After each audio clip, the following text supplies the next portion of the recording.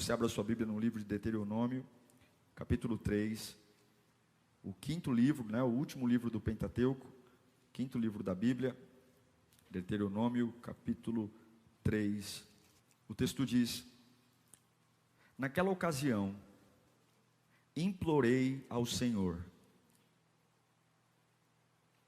Ó soberano Senhor, Tu começaste a mostrar a Teu servo a Tua grandeza e a Tua mão poderosa. Que Deus existe no céu ou na terra que possa realizar as Tuas obras e os Teus feitos poderosos? Deixa-me atravessar, e eu te suplico, e ver a boa terra do outro lado do Jordão, a bela região montanhosa e o Líbano. Todavia, por causa de vocês, o Senhor irou-se contra mim, e não quis me atender, e disse: basta, disse ele, não me fale mais sobre isso. Suba ao ponto mais alto do Pisga e olhe para o oeste, para o norte, para o sul e para o leste. Veja a terra com os seus próprios olhos, pois você não atravessará o Jordão. Portanto, dê ordens a Josué, fortaleça-o, encoraje-o, porque será ele, e não você, será ele que atravessará a frente deste povo, e lhes partirá por herança a terra que você apenas verá. Deus, fala conosco nesta manhã, que seja uma palavra de alinhamento, Senhor. Nós somos pessoas que não temos a mínima noção do que está para vir, não temos ideia do que está para chegar, mas nosso orgulho, altivez, nos faz portar como senhor de nós mesmos, como se soubéssemos, como se tivéssemos as respostas e as direções, e principalmente os recursos e ferramentas. Mas ensina-nos quem é que tem o controle. Fala conosco, Senhor. Fala ao ponto da nossa alma incendiar, Deus, e que tudo aquilo que esteja me atraindo para trás, tudo aquilo que esteja me puxando para lugares que eu jamais deveria voltar, para atitudes que eu jamais deveria ter, que esta palavra venha libertar a minha alma, libertar meu espírito e libertar meu corpo. É o que eu te peço em nome de Jesus, amém. Esse é um texto extremamente triste. O maior libertador da história, Moisés, ele está implorando a Deus, para que Deus o deixe atravessar o Jordão e entrar na terra prometida. Toda a vida de Moisés foi preparada para esse dia, para esse momento. O chamado de Moisés existiu para ele levar um povo a Canaã. As 10 pragas foi parte do plano de conduzir um povo a Canaã. A abertura do Mar Vermelho, a coluna de fogo durante a noite, a nuvem durante o dia para os proteger do sol, as roupas que não se desgastavam, as sandálias. Toda a vida de Moisés foi preparada para esse dia. E agora Deus diz para ele: eu estou encurtando os seus limites. Eu não vou deixar você chegar no lugar que você se programou a vida inteira para ir. Eu não vou deixar. E o texto é claro. Moisés diz que quando ele pede a Deus, Deus diz: basta, não toque mais nesse assunto, não fale mais comigo. Eu vou deixar você subir ao monte, olhar a terra, mas encoraje Josué, fortaleça Josué, porque é ele que vai levar o povo, você não vai mais. E por misericórdia, Deus agora só permite que Moisés veja a terra que ele se programou a vida inteira. Foram 40 anos andando num deserto. 40 anos. E quando ele está quase lá, é só atravessar o Jordão. Deus diz: não, você não vai pôr o pé lá. Como é que você reagiria a isso? Como é que nós reagiríamos a isso? Quando estamos quase lá e Deus diz: não, você não vai entrar aí. Você trabalhou a vida inteira por algo e Deus diz: não, você não vai ter. Eu fico tentando imaginar o que Moisés sentiu naquele momento. É claro que lá no versículo 26, ele vai dizer, a gente sempre tem uma resposta, e para mostrar o quanto a gente não entende o que Deus está fazendo, olha a resposta de Moisés, do porquê que ele não iria entrar em Canaã. A resposta dele é essa é a justificativa dele. Todavia por causa de vocês, ele está apontando para o povo, todavia por causa de vocês, o Senhor irou-se contra mim, e não quis me atender. Ele disse: basta. Tem momentos que Deus precisa encurtar nossos limites, porque a gente precisa enxergar coisas que naturalmente a gente não enxergaria. Momentos que Deus para a gente, principalmente quando a gente está quase lá, e coloca a nossa alma para sentir decepções e agonias.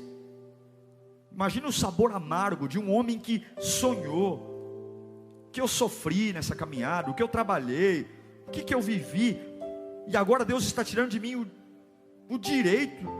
Você imagine o quão amargo foi, quão depressivo, quão deprimente, quão perturbador. Mas tem horas que Deus precisa gerar em nós sentimentos amargos e perturbadores, para que nós encaremos algo que nós normalmente não olhamos.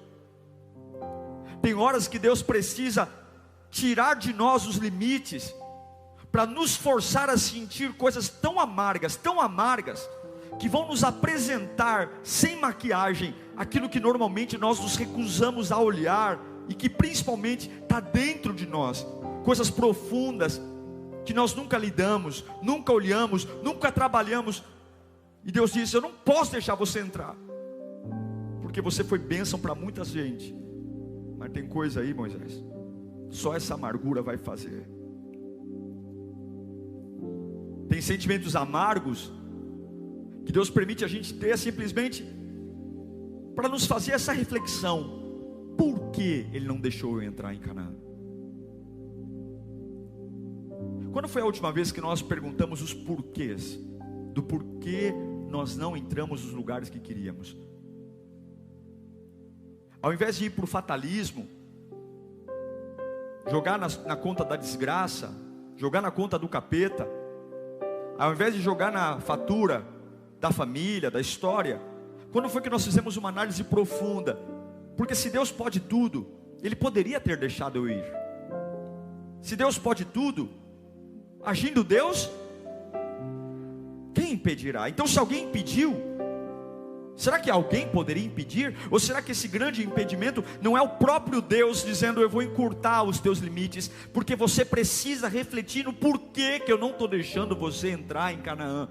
Eu estou encurtando os seus limites, porque a única forma desse amargo, dessa dor, desse sentimento horrível, fazer você sentar e ter uma reflexão do porquê que eu não estou deixando você seguir a vida normalmente. Por quê?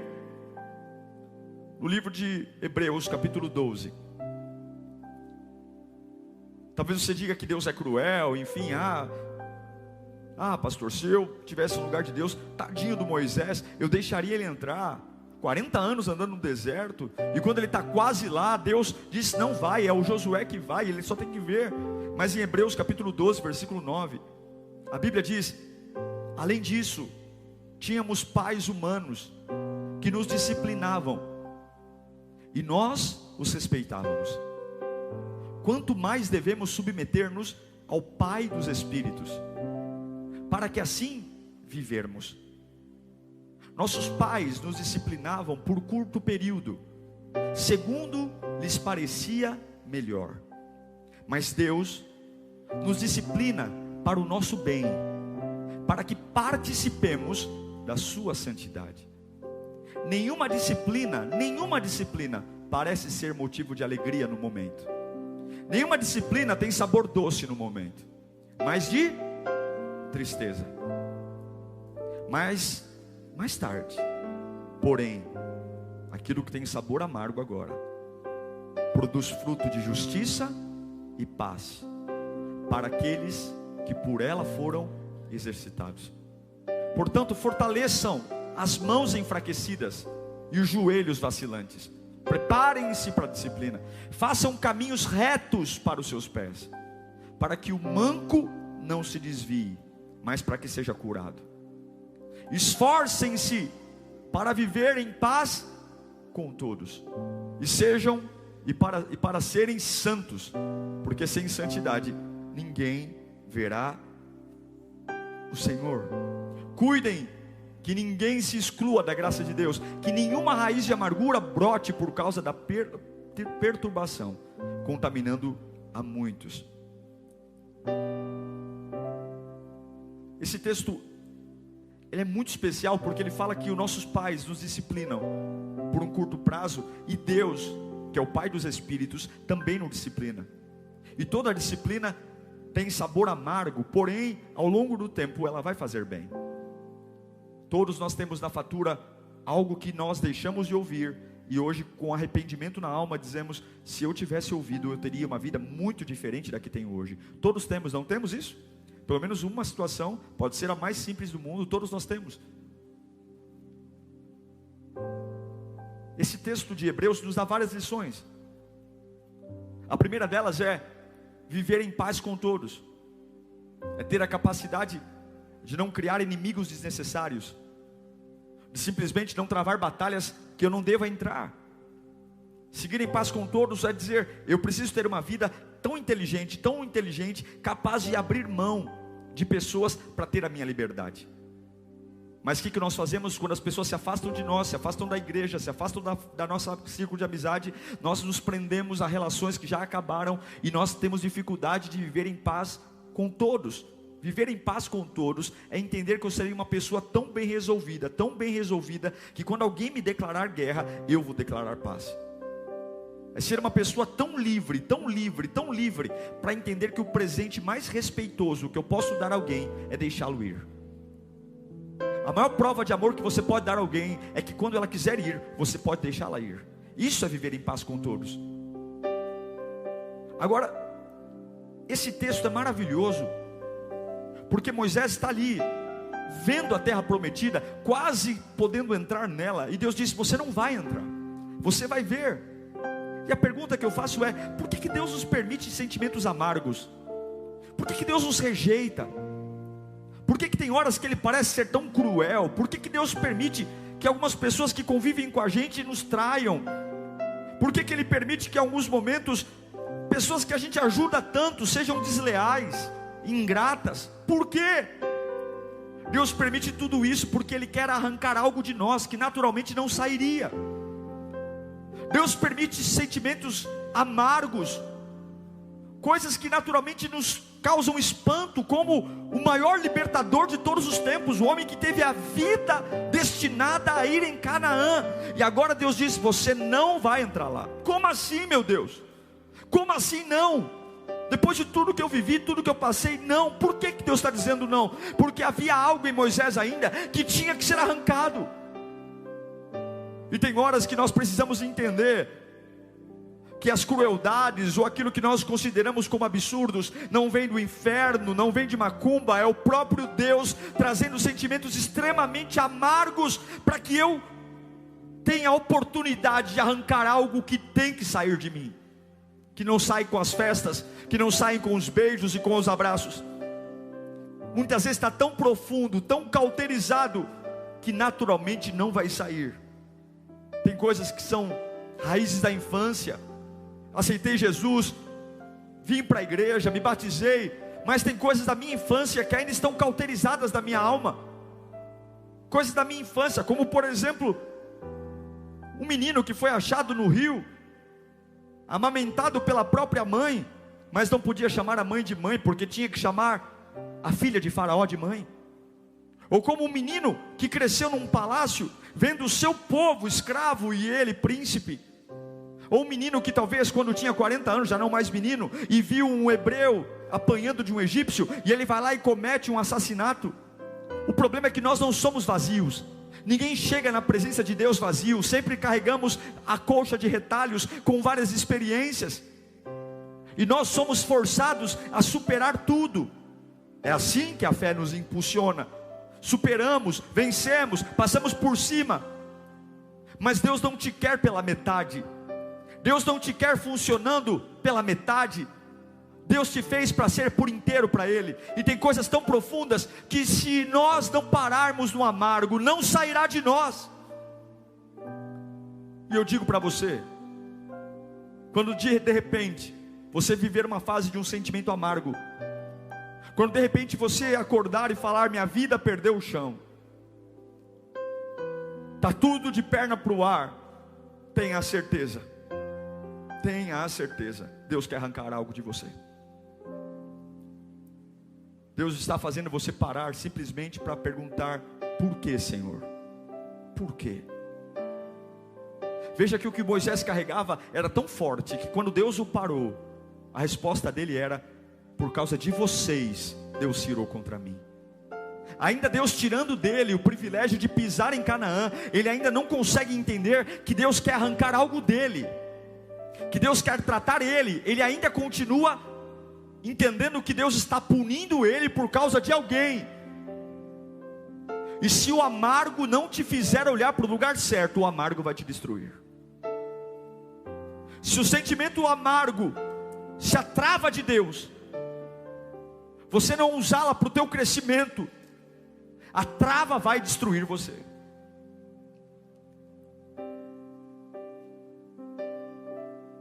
E o que eu percebo é que sempre quando Deus quer arrancar algo de nós, além do amargo, Deus sempre vai nos permitir tempos de solidão.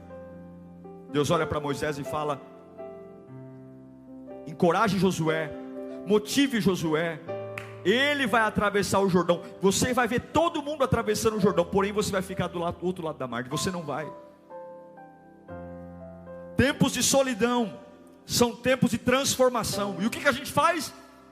A gente enlouquece, a gente se droga, a gente ocupa a solidão com pensamentos ruins. Mas toda a transformação é gerada em solidão. Fecha a porta do teu quarto e vai falar ao teu pai em secreto, e o teu pai que está em secreto lhe recompensará.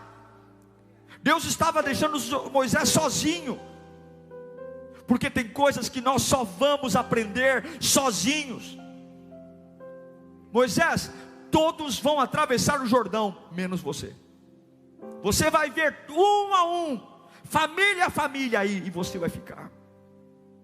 Se você quiser que Deus trate algo profundo em você, se você quer que Deus trate algo cauterizado para transformar a sua vida, não para ser um religioso, não para ser um membro de uma igreja, mas para ser um filho de Deus, você precisa aceitar os momentos de solidão. Você tem que aceitar os momentos onde todos atravessam o Jordão e Deus segura só você lá, só você. E ao invés de dizer maldição, inferno, culpa de vocês, culpa da mãe que tive, culpa do pai que tive, culpa da empresa, culpa daquela igreja que eu fui, culpa do pastor. Se você ficar só e não aproveitar o amargo para descobrir os porquês, você vai morrer nesse amargo. Se você quer que Deus trate algo profundo, a solidão é um dos grandes remédios que Deus usa para tratar a nossa vida. Se você disse sim para uma vida cristã genuína, se você disse sim para uma transformação de alma, corpo e espírito, você também diz sim para a solidão. Pastor, eu quero uma vida de transformação, mas eu me recuso a ficar só. Então você não quer uma vida de transformação, porque Jesus vai para o Getsemane antes de ir para a cruz. Elias vai deitar debaixo do zimbro antes de ser chamado para um ministério audacioso. Davi está sozinho no pasto antes de ser chamado para ser eleito rei de Israel. Samuel está dormindo sozinho no quarto, enquanto Eli está no outro quarto. Deus o chama: Samuel, Samuel. Porque toda transformação é quando Deus tira as bases de apoio humana e faz ele ser suficiente na sua vida. Qual é o grande problema de Moisés? O que Deus estava tratando com Moisés? O que era aquilo que trouxe infelicidade para ele? Moisés tinha um grande problema. Tudo o que ele queria na vida, tudo o que ele mais sonhava na vida, era ouvir uma simples palavra: obrigado. Tudo o que ele queria, o que frustrava Moisés, o que deixava Moisés extremamente arrebentado, é porque ele queria ouvir das pessoas que ele guiou: obrigado. Que alguém chegasse na tenda dele e falasse: Moisés, obrigado porque nós éramos escravos, e aí quando você chegou tudo mudou. Moisés, obrigado porque nós não teríamos uma vida melhor. Moisés, obrigado por nos guiar nos momentos de deserto. Moisés, obrigado por estar com a gente. Moisés, obrigado por lutar por nós. Moisés, obrigado por você ter largado sua família, sua estabilidade, seu emprego, e ter vindo ao nosso encontro. Obrigado, obrigado por nos guiar, por nos conduzir nos negócios. Obrigado, Moisés, por ser o nosso porta-voz com Deus. Obrigado porque você tocou no Mar Vermelho. Tudo o que Moisés sempre quis foi a gratidão do povo que ele guiou. Tudo o que Moisés mais sonhava era que alguém batesse na porta da tenda dele para dizer: obrigado, Moisés. Tudo o que ele mais queria era valorização, gratidão. Toda vez que Moisés acordava, talvez ele esperasse isso: obrigado por tudo que você nos fez, Moisés. Só que tudo o que ele recebia era irritação, era ingratidão,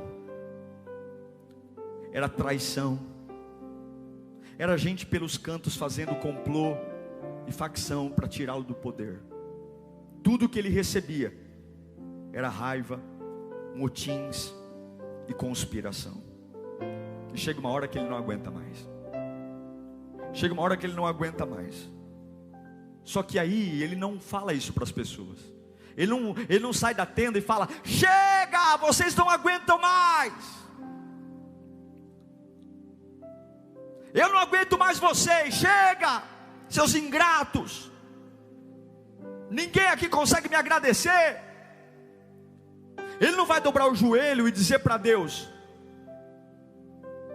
ei Deus, eu não aguento mais esse povo. Não, ele fica calado. E lá em Êxodo capítulo 20, versículo 8, o povo tem sede. O povo tem sede, está todo mundo com sede.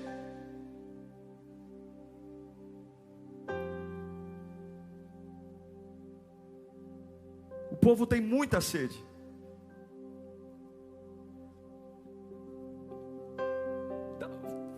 Passei aí, não é o 8 não. Está escrito falar é a rocha. Procura para mim aí, não é o 8. Eu acho que eu mandei errado a referência para vocês. Deus diz a ele: Moisés, o povo tem sede. Eu quero que você vá lá e fala a rocha, e a água vai sair da rocha. Talvez na cabeça de Moisés estava assim: olha, eu vou dar água para esse povo que não é grato, mais uma vez. E aí a Bíblia diz que Moisés levantou a sua mão e feriu a rocha 2 vezes com a sua vara. Vê se não é o 11, coloca o 20 e 11 para mim.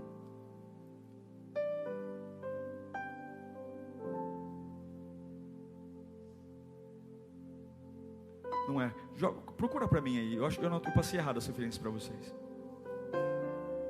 A Bíblia diz que ele toca na rocha? Não, por 2 vezes ele pega o cajado e bate.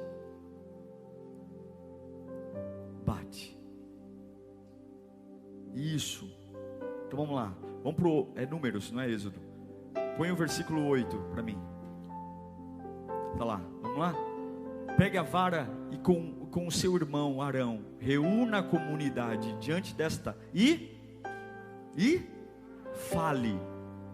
fale aquela rocha. Coloca o versículo 11. Então Moisés ergueu o braço e bateu na rocha 2 vezes. Ele pega o seu cajado, ele caminha em direção à rocha, ele não abre a boca, ele não reclama com Deus e não reclama com o povo, ele caminha em direção à rocha. Mas algo profundo está crescendo dentro dele. Algo profundo está crescendo. Talvez ele pensou: eu vou de novo dar água para um povo que não me valoriza. Eu vou de novo resolver o problema de um povo que é ingrato. Eu vou de novo, eu vou livrar a cara desse povo que não sabe reconhecer o meu valor. E na hora que Deus manda falar, ele acha que tem o direito, porque há uma injustiça, de bater na rocha. Moisés, ele não entra, ele não coloca os pés em Canaã, porque a raiva destruiu a bênção dele. A raiva destruiu a bênção dele.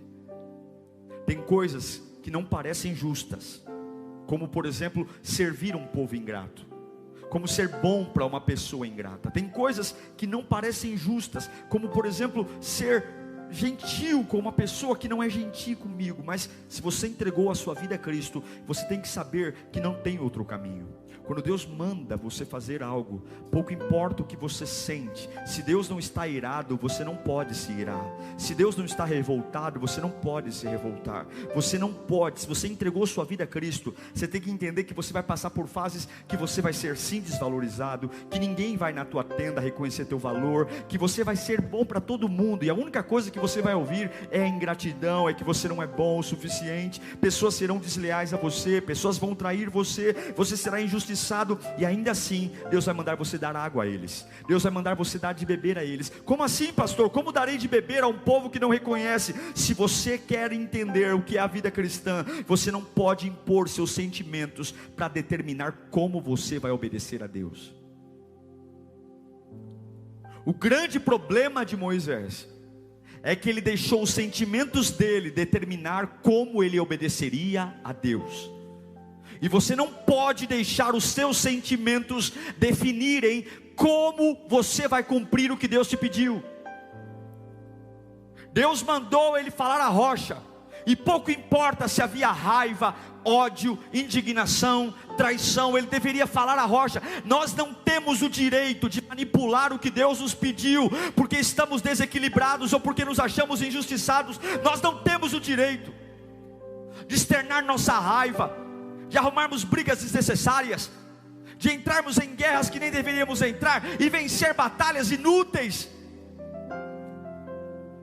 E se nós não pararmos, Deus vai nos parar. E se nós não tratarmos coisas profundas da nossa alma, Deus vai encurtar os limites, para que eu entenda o porquê. Quando Deus parou Moisés, aquilo era tão grave nele, que ele diz: é por causa de vocês que eu não estou indo para Canaã. Não, ele não está indo para Canaã por causa do povo, ele está indo para Canaã por causa dele, porque a raiva o destruiu. Você não pode mudar sua postura em relação ao seu serviço a Deus. Você não pode justificar que você está parando porque ninguém reconhece, que você está abrindo mão da santidade, abrindo mão do serviço, abrindo mão da fé, porque ninguém te aplaude. E você vai ter que dar água para gente que aos teus olhos não merece. Você vai ter que dar água para gente que aos teus olhos é ingrata e que deveria receber um pontapé no traseiro. Você vai ter que dar água, porque não é a tua obra, é a obra de Deus. Eu vou dar água para gente que me trai, eu vou dar água para gente que me trata com injustiça, porque eu não posso impor meus sentimentos para determinar quando e como obedecer a Deus.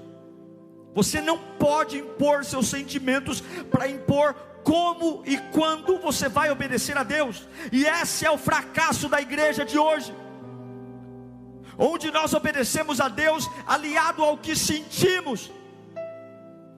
Raiva, ódio, injustiça afeta o que eu faço, afeta meu sentimento, afeta a minha performance, afeta a minha paixão. Obedeço, mas obedeço contrariado. Faço, mas faço batendo. Manipulo o que Deus me pediu, porque não acho justo. Você não pode mudar sua postura pelo que Deus está te pedindo, pelo simples fato de você estar sendo afrontado. Você não pode, você tem que ser capaz de administrar seus sentimentos. Você não pode se irar quando Deus não está irado. Você tem que entender, nós não temos esse direito. Se você decidiu servir a Deus, quando Deus quiser dar água, ignore o que você sente e faça o que Deus mandou. Ignore seus sentimentos. Se Deus quer dar água, se Deus quer agir de compaixão, seus sentimentos não podem contaminar o que Deus está te mandando fazer, porque se você representar a Deus de forma errada, Ele vai se irar contra você.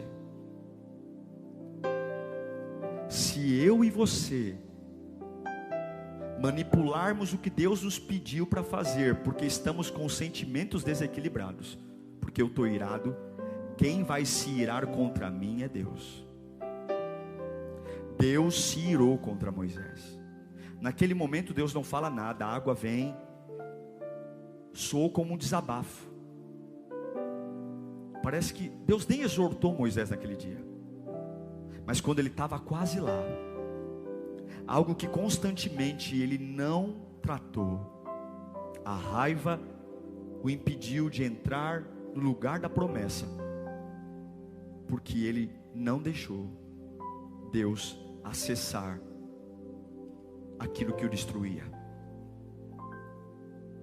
Cuidado com a sua raiva, ela pode destruir a sua bênção. Cuidado com o seu ódio, cuidado com o seu senso de justiça. Quando você coloca peso em algo que Deus está calmo, quando você manipula a voz de Deus, e Deus sabe que Ele tem que tirar isso de nós, tem que tirar isso de mim, de você. Ele vai tirar. Ele vai tirar porque Ele precisa devolver a você o que os sentimentos tiraram. Ele precisa restituir a mim, a você, aquilo que a minha raiva tirou. Eu sei o que é estar com sentimento amargo, você sabe. Eu sei o que é acordar um dia e falar: meu Deus do céu, o que está acontecendo na minha vida?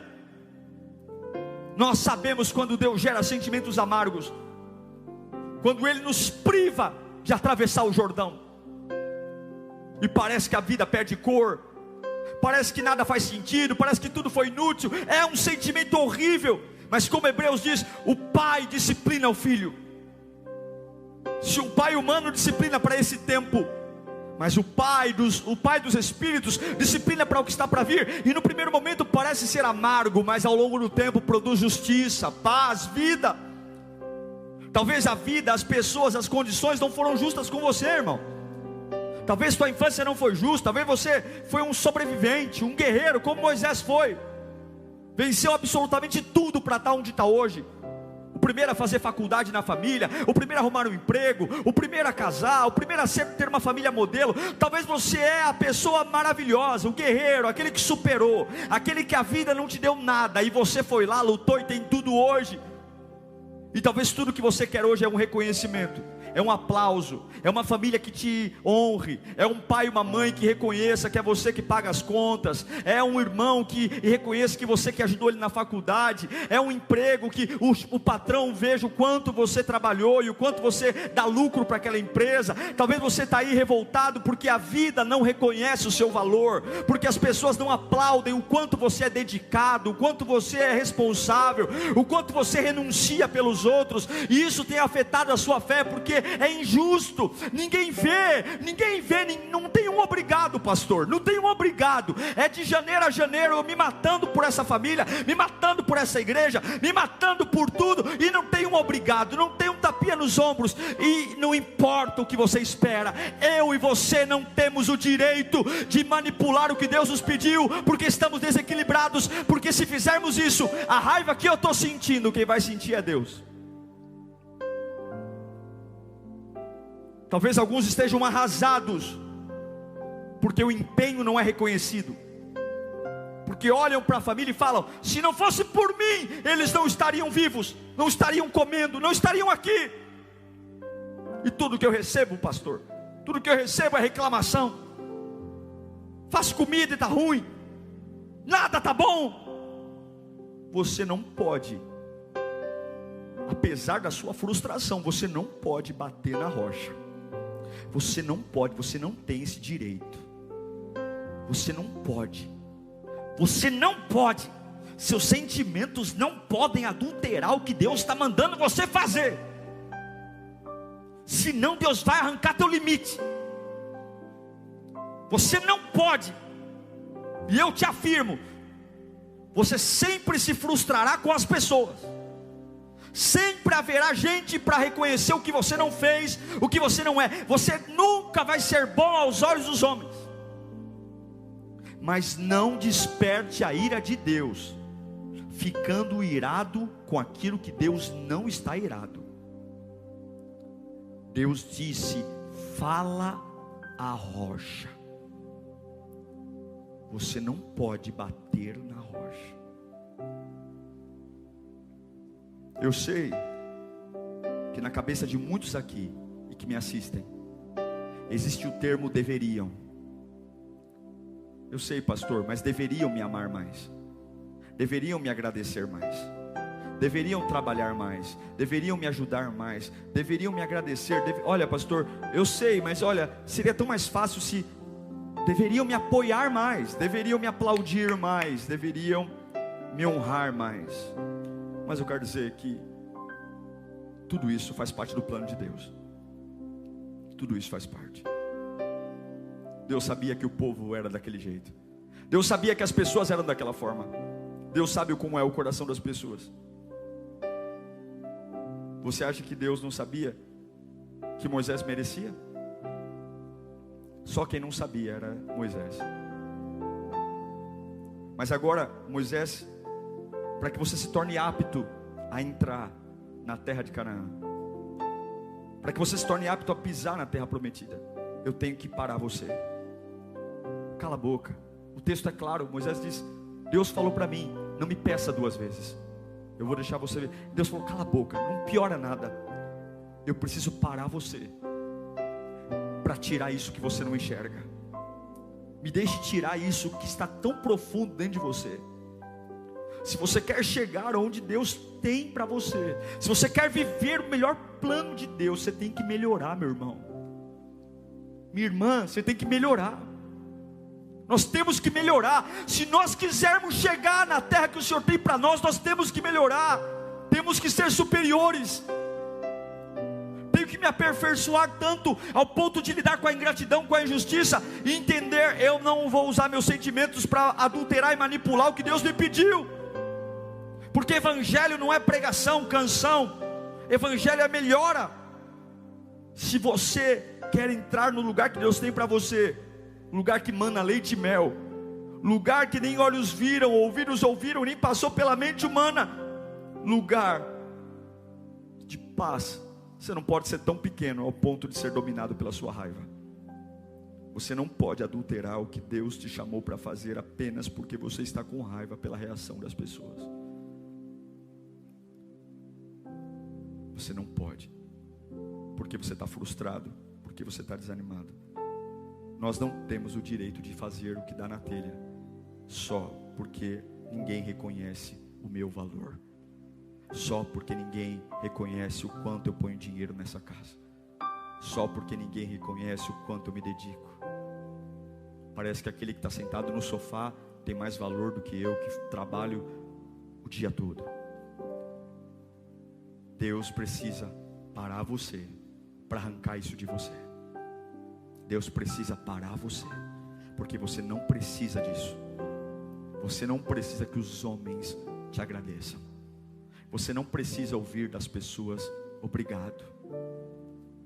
E se vocês têm buscado isso, é porque é uma doença em você.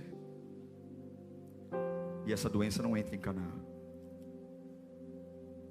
O lugar onde Deus vai te levar tem outro nível de unção, tem outro nível de fé. O inferno sabe quando alguém chega no lugar, momento, o lugar que Deus tem para nós. O inferno sabe. Mas você não pode apenas querer, você precisa estar à altura desse lugar. Você precisa estar à altura.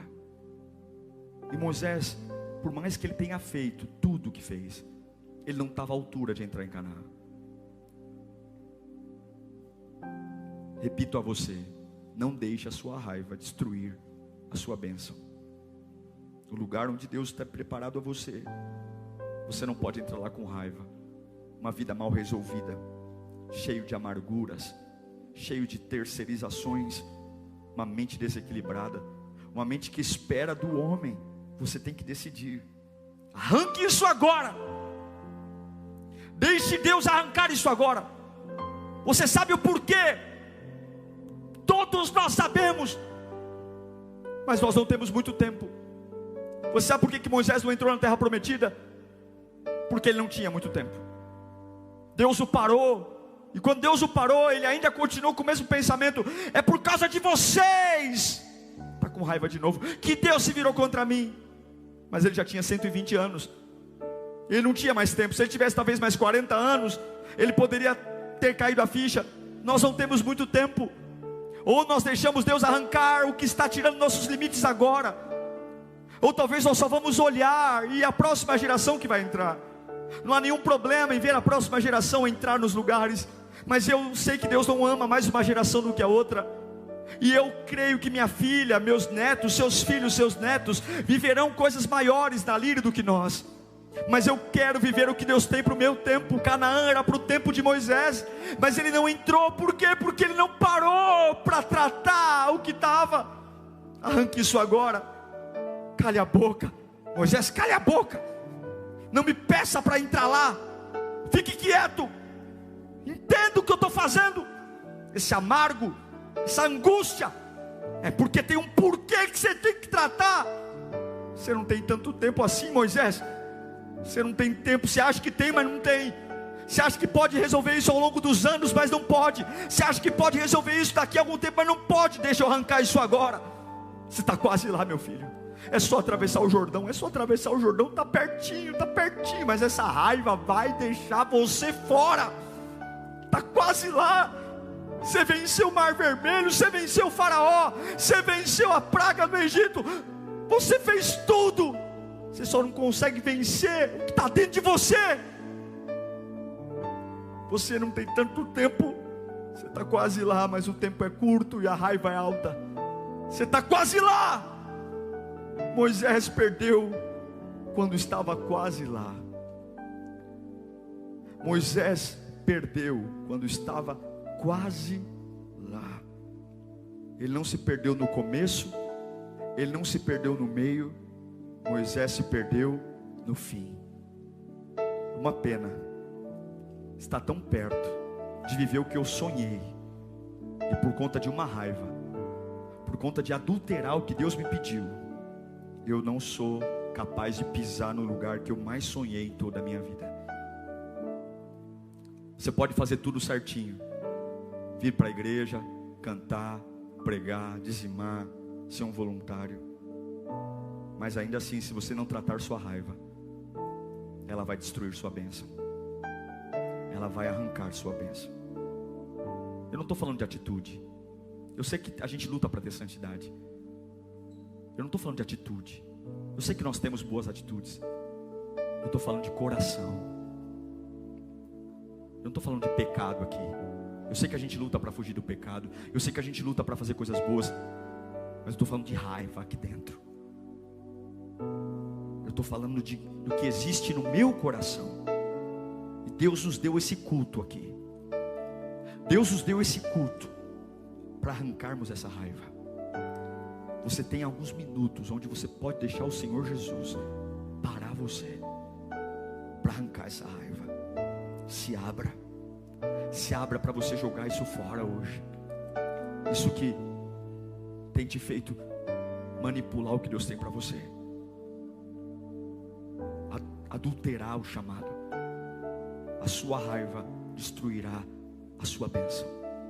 E eu digo para você, Moisés não teve tempo para pisar em Canaã.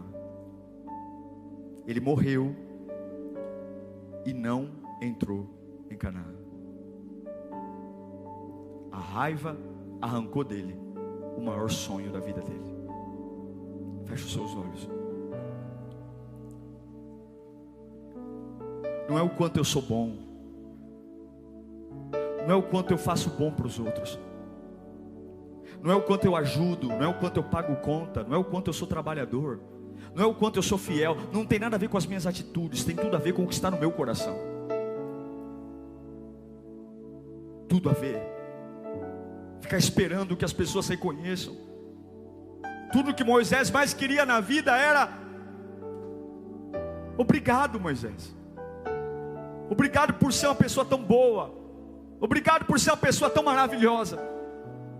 E tudo que ele recebia era: não acredito, prefiro voltar para o Egito, prefiro morrer no Egito. Que é isso, Moisés? Deus não te ouve. Que é isso? Tudo que ele recebia era traição.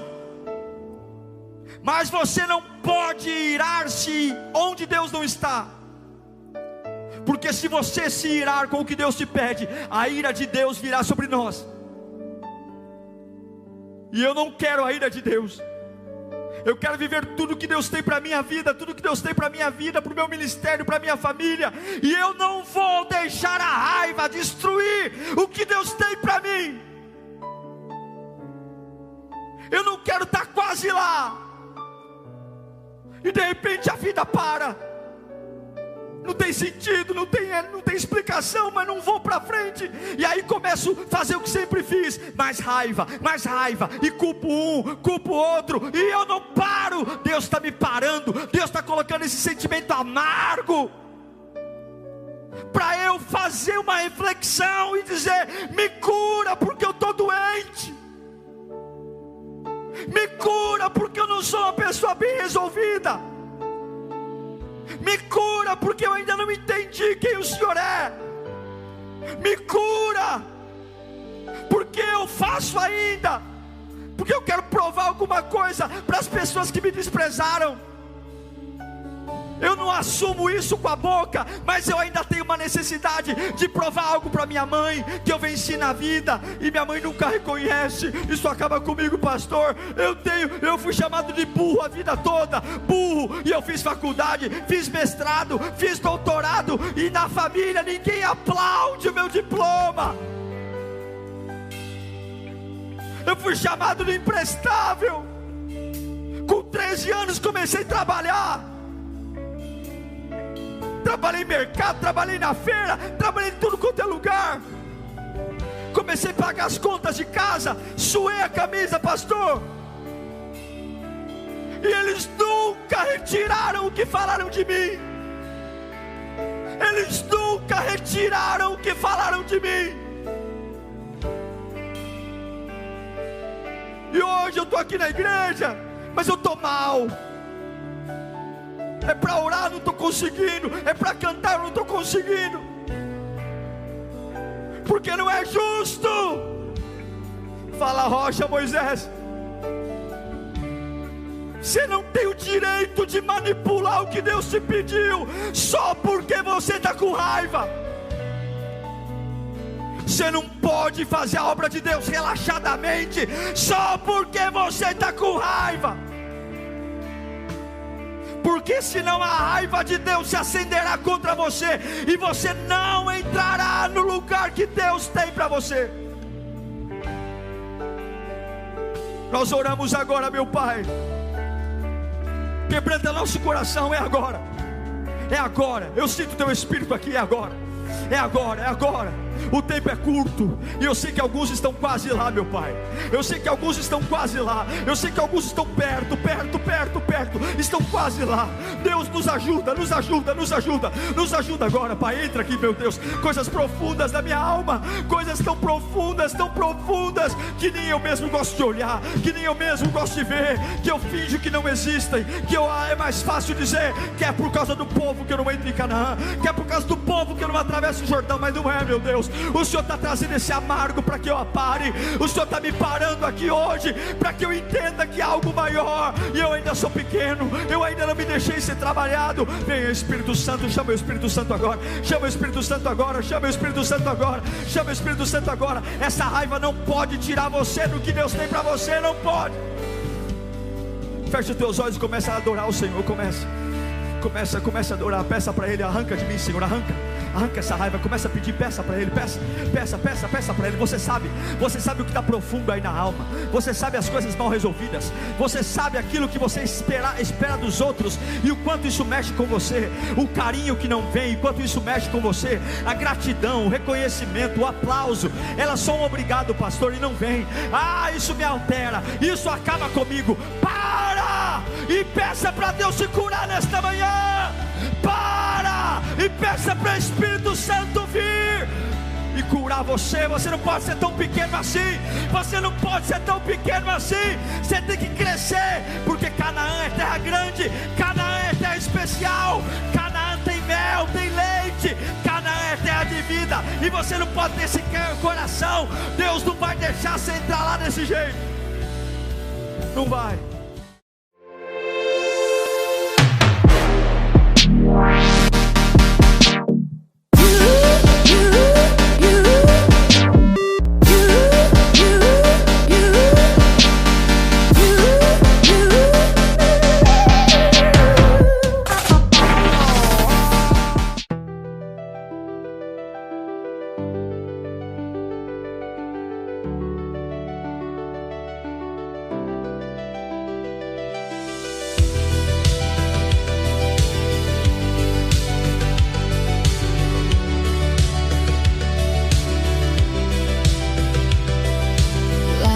Drift into the night, golden sparks, gentle flight.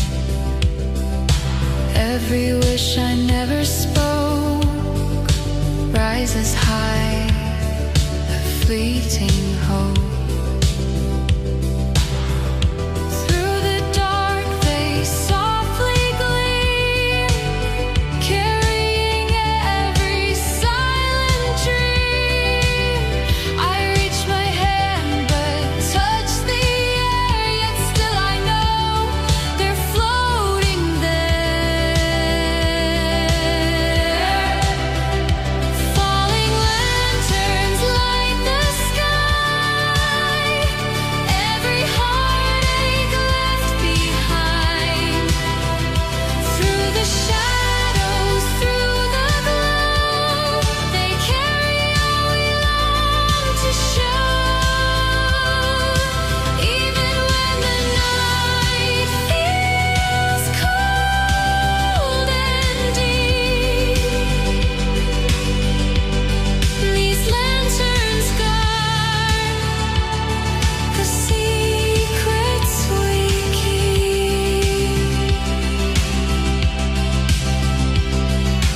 Whispers in the quiet wind, echoes of where dreams begin. Each flame a story, each spark a song, a fleeting place where we